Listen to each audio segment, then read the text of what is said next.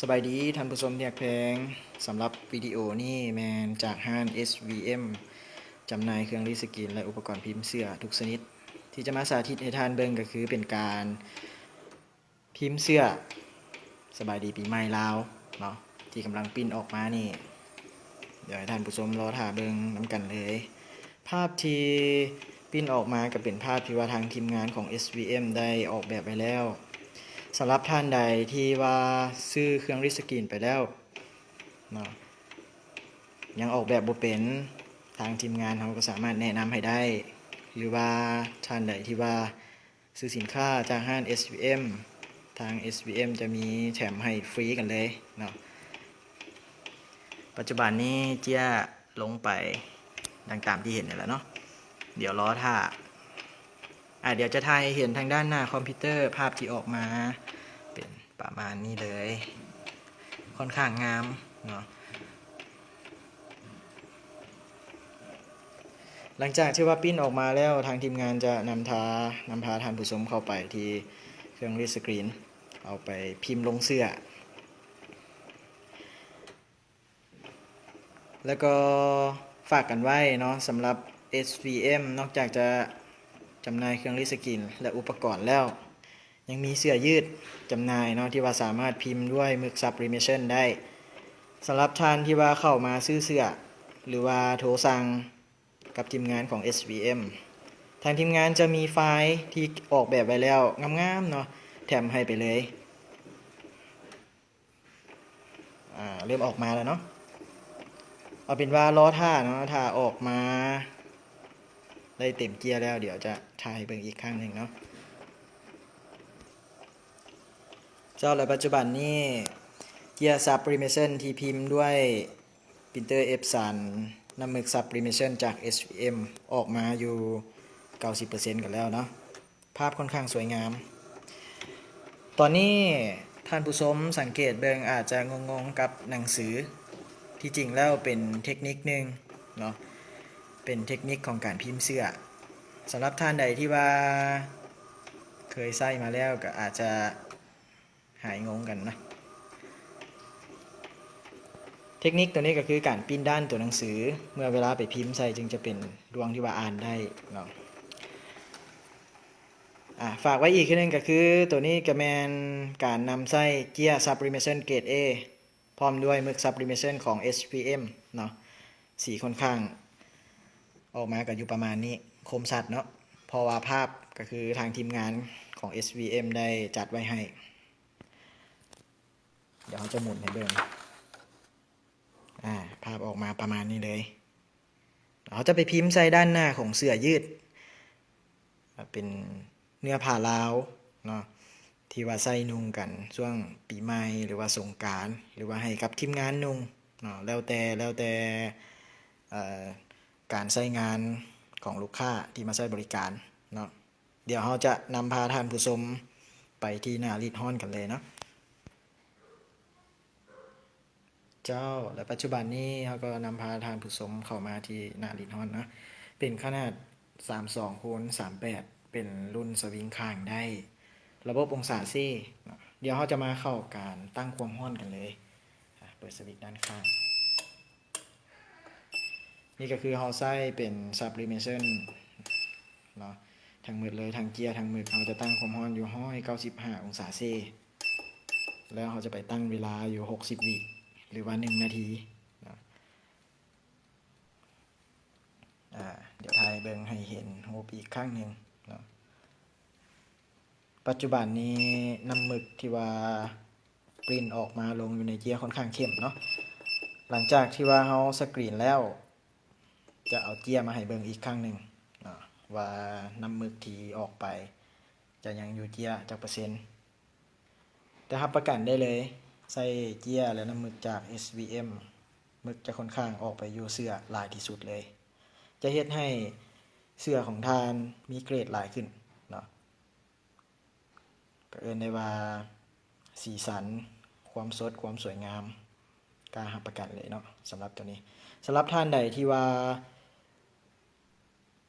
กำลังวางแผนเป็นธุรกิจใหม่เนาะทาง SVM มีทีมงานสอนให้ฟรี บ่ต้องกังวลเนาะมีทั้งโปรแกรมมีทั้งฟอนต์ภาษาลาวให้เนาะมีโปรแกรมออกแบบ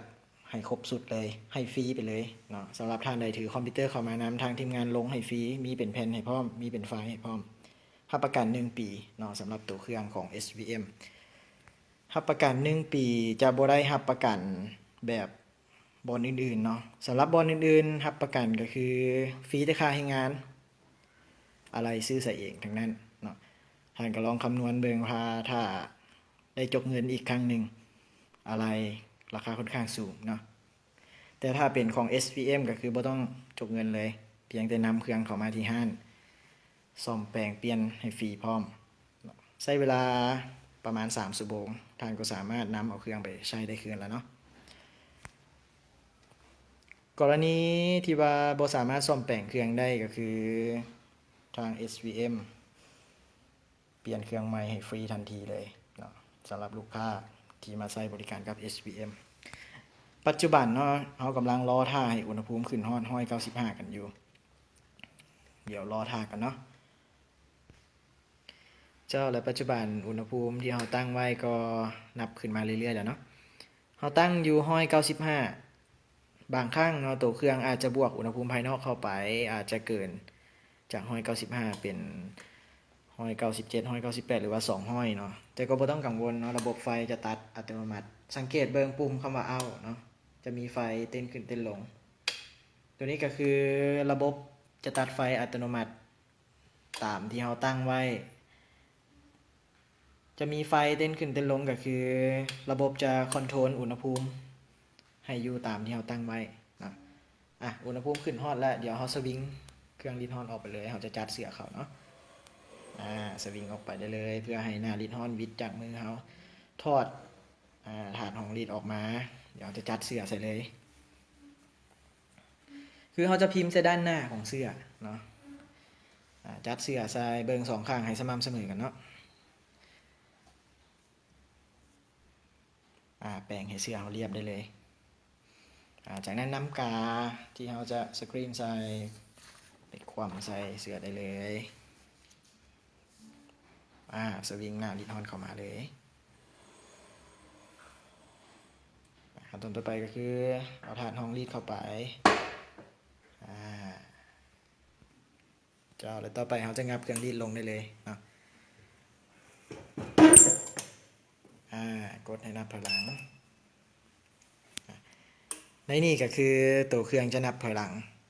ตามเวลาที่เราตั้งไว้เนาะจนกว่าจะลงฮอต0แล้วเครื่องกึ่งจะมีเสียงเตือนเนาะเจ้าปัจจุบันเครื่องนับลงฮอต0แล้วเนาะเดี๋ยวเขายกขึ้นได้เลยเดี๋ยวเขาสวิงเครื่องได้เลยเนาะสวิงเครื่องออกไปถอดหน้าห้องรีดออกมาก่อนที่เขาจะเปิดเนาะเดี๋ยวให้ท่านผู้ชมลองรุ่นกันเบิ่งภาพที่ออกมาจะเป็นอะไรเดี๋ยวเปิดได้เลยสวยงามเนาะท่านผู้ชมลองสังเกตเบิ่งเนาะเดี๋ยวจะถ่ายให้เห็นกับตัวเจี้ยเดี๋ยวเอาเข้ามาใกล้ๆกันก่อนสีที่ยังอยู่กับเจี้ยเนาะสังเกตเบิ่งเนาะท่านผู้ชมเนาะ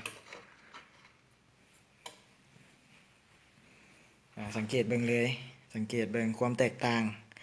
นี่ก็คือการนำไส้เจี้ยที่ว่ามีคุณภาพดีพร้อมด้วยน้ำหมึก